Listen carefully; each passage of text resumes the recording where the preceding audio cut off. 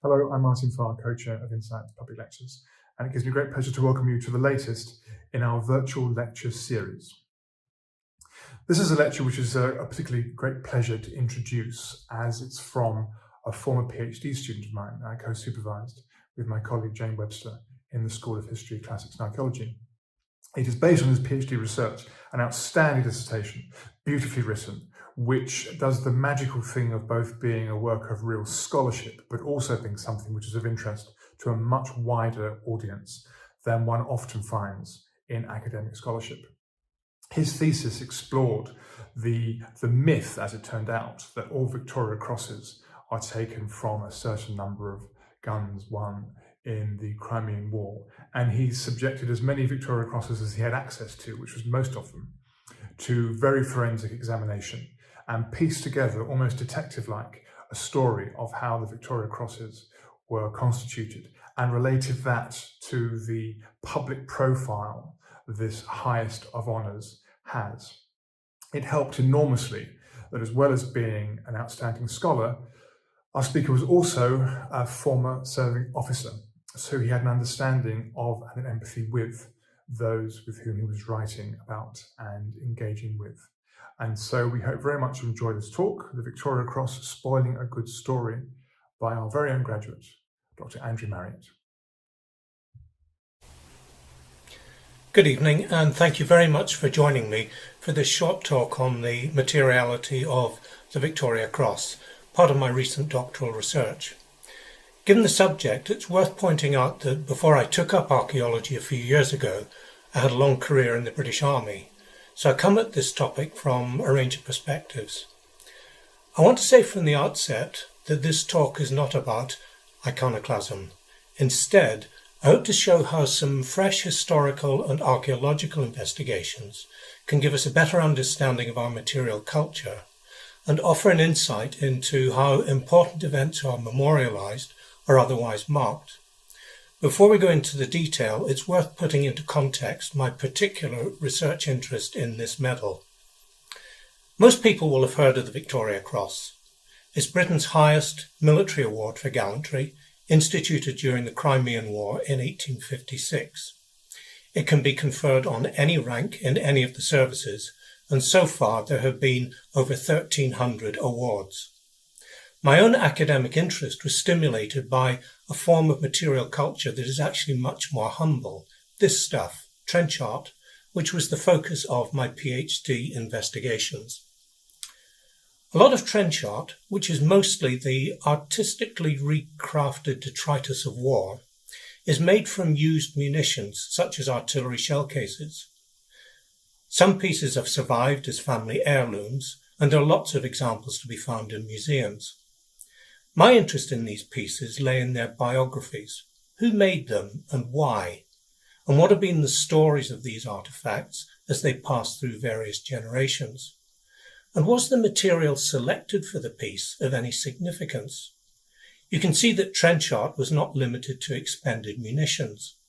At top right, we have an army biscuit transformed into a photo frame, and even human bone at bottom left, crafted into a sweetheart brooch. So what does this have to do with the Victoria Cross?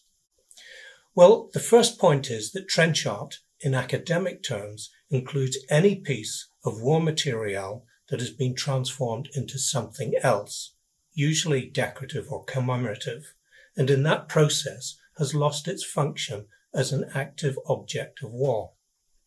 And the VC falls into this category because of a long-established belief that all the medals have been made from the bronze of cannon captured from the Russians at Sebastopol at the close of the Crimean War. This is a tradition still firmly reinforced by the Ministry of Defence, leading authorities on British medals, some military historians, and a range of other national institutions. The second point is that so much of the trench art I was studying was anonymous. The stories could not be accessed. And even museum and family curated pieces often had biographies that were very difficult to verify.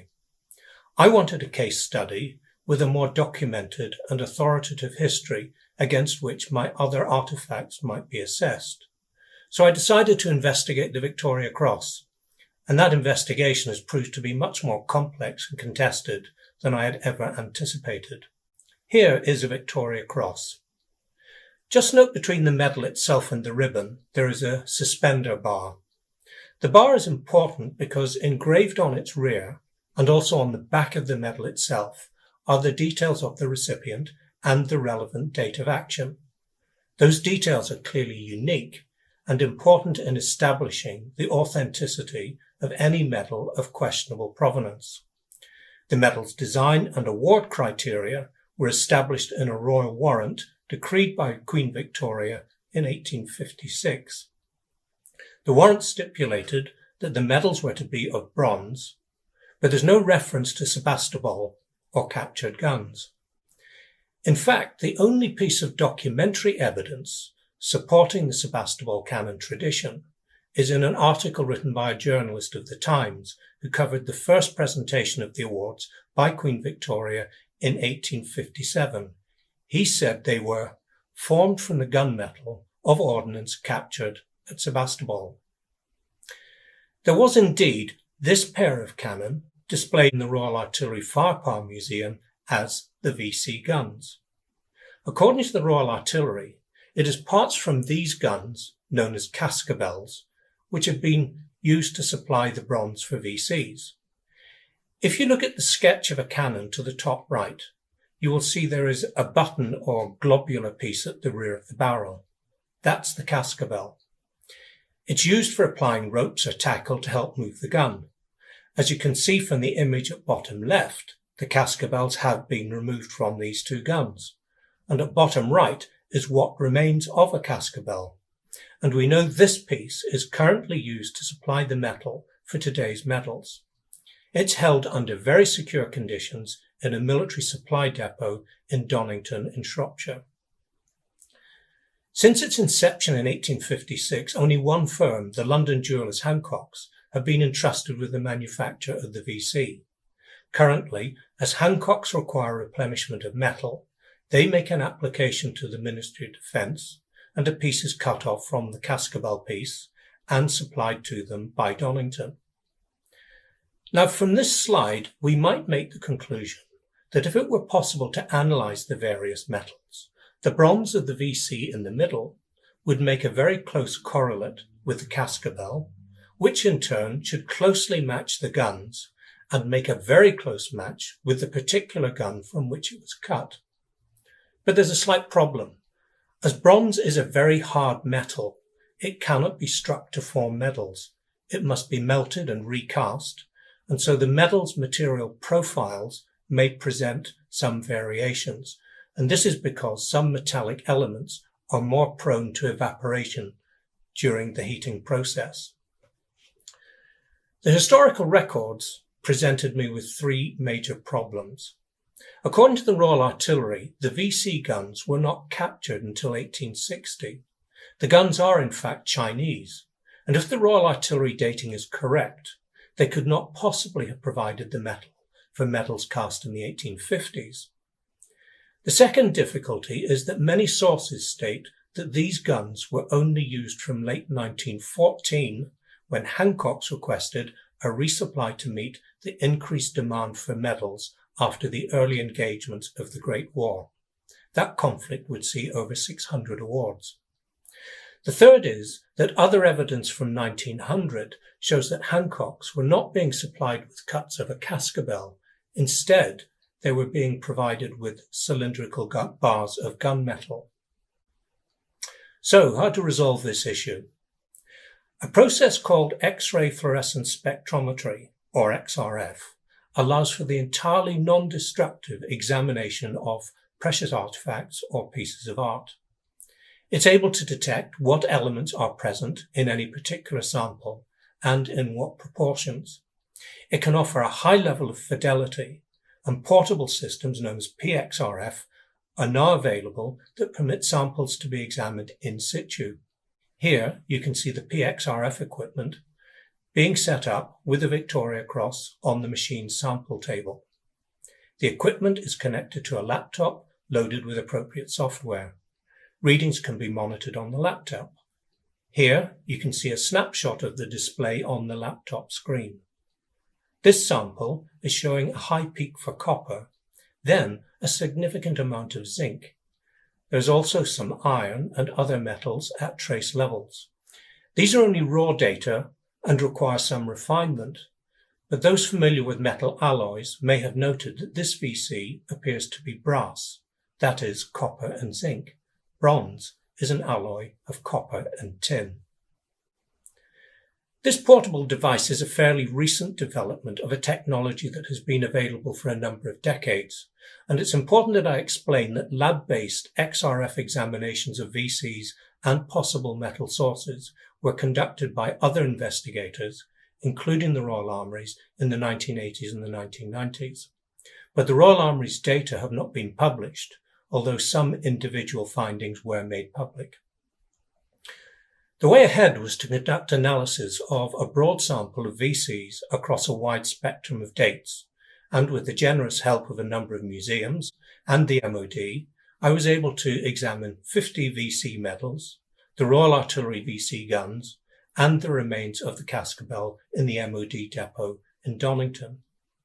In this image, you can see the PXRF being set up in the Museum of London to examine a Victoria Cross that had been recently recovered from the River Thames.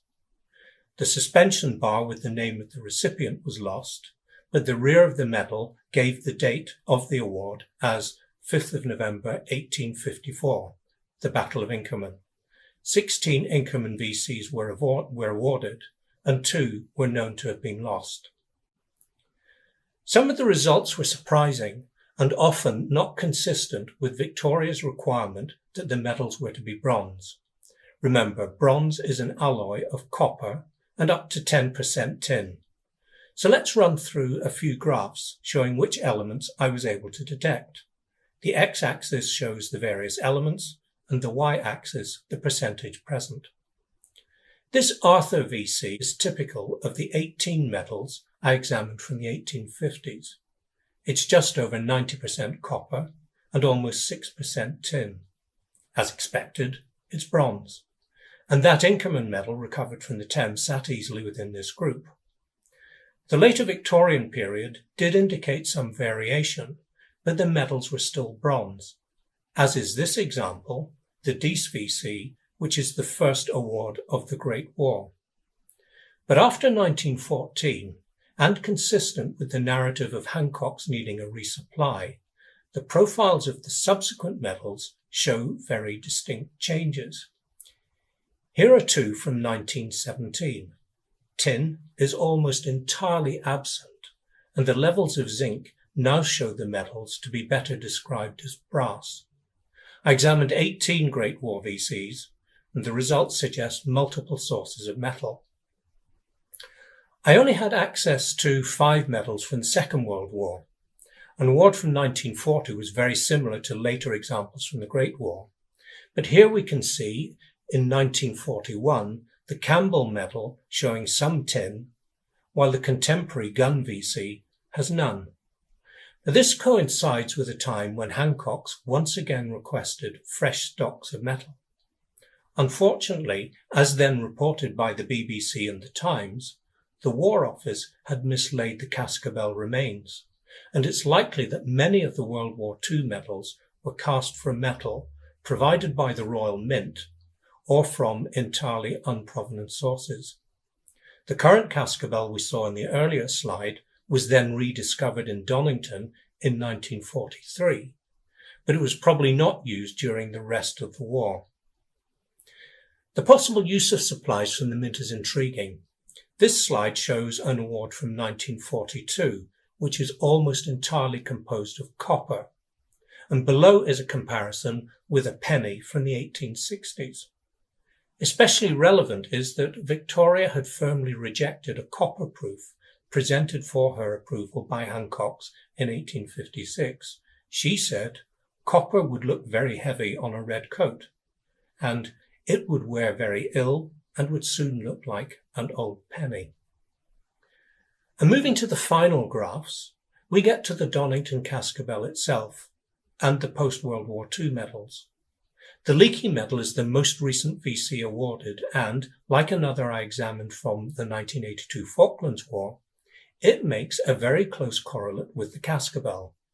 And this correlation does help in establishing confidence in the reliability of my data.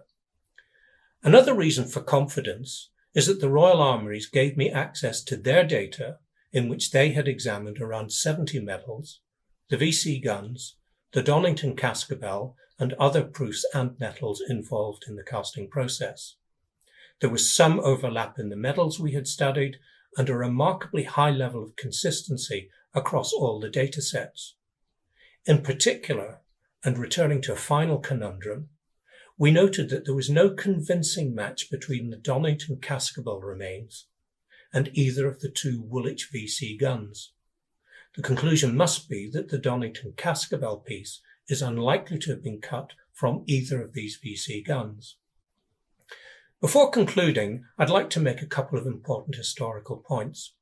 One is that Queen Victoria was very disappointed in how the Crimean War had ended. Sebastopol was not the British Army's finest hour, and victory was mainly due to the success of our French allies.